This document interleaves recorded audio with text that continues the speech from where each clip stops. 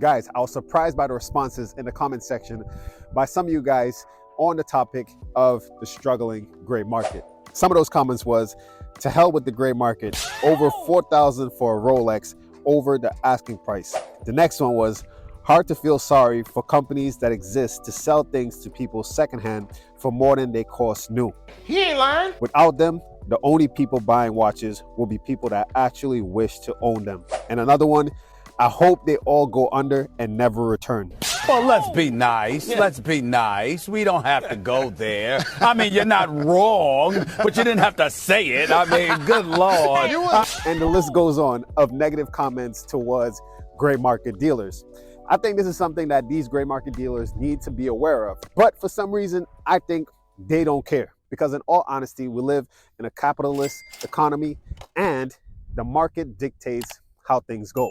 So the prices of these timepieces went as high as people were willing to pay for them. Now the prices really didn't make sense to real watch enthusiasts, but to the investor hype group that came in and started buying up timepieces as investments didn't understand that these prices were out of control. So for those collectors who are upset right now, I get it. We were priced out of the market for some of the timepieces that we wanted. And for some of you guys who were able to afford it and you bought at the peak of the market and now you're at a loss of 30%, 40%, 50%, Damn. I get it. You're upset and you have all reasons to be. Now, the one thing that upset me is whenever I hear a dealer refer to a timepiece as an investment, as a selling point. I believe that strategy really got a lot of people to purchase timepieces at some high prices.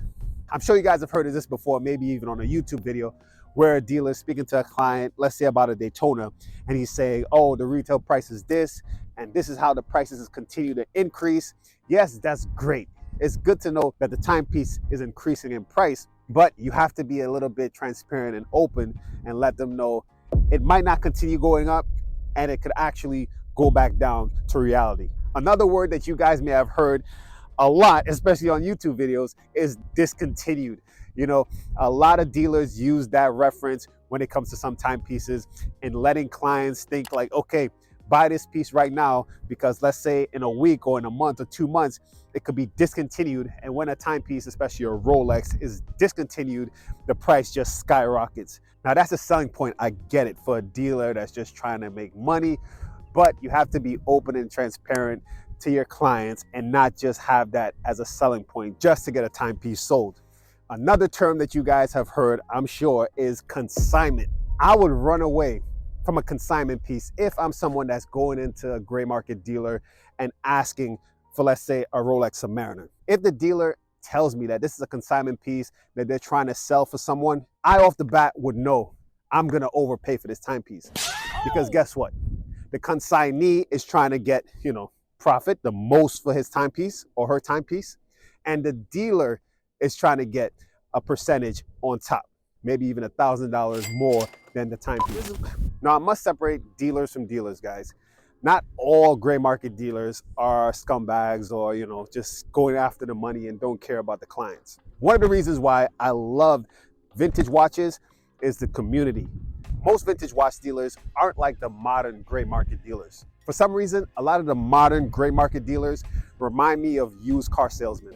Some of the vintage gray market dealers that I love is Adam from Mentor Watches, Jasper from Amsterdam Vintage Watches. These guys are on YouTube, so you can go check out their channels so you can see their passion and love for timepieces. It's almost like they have their PhD in horology or in watchology. It's really true that you have to buy the seller, not just with private transactions, but also when it comes to gray market dealers. You have to buy the company, the owner, and the salespeople within that company. Another great example to show the comparison from a vintage lover to these modern gray market dealers is Marco and Anthony. Of course, from once was Timepiece Gentleman, now Marco is at Grand Caliber and Anthony Farah is in prison. Marco has a deep love and passion for timepieces. He loves the vintage watches, but he also loves modern timepieces, but more so vintage. Anthony, on the other hand, only modern, only the hype pieces, and I guess that's what got him a lot of his money in the first place. Marco's knowledge on timepieces went deep. He was like an encyclopedia when it comes to timepieces, vintage and modern. But Anthony, his knowledge just went as far as the dealer chat, just understanding, the prices that was there, what was being sold for, and just getting timepieces off the table and sold. So between those two, we could see which one is the honest one and which one is the dishonest one.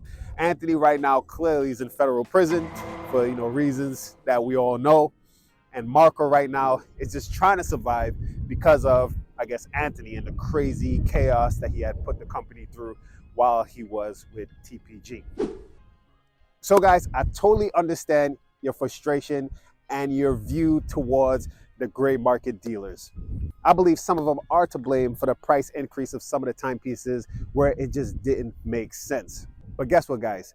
Time will tell who's gonna survive and who's just gonna disappear like they never existed. I'm gonna end the video here. I want you guys to get in the comment section, share your views and opinions on this topic. Thanks for watching. Give it a like, hit the subscribe button, and stay tuned for the next video.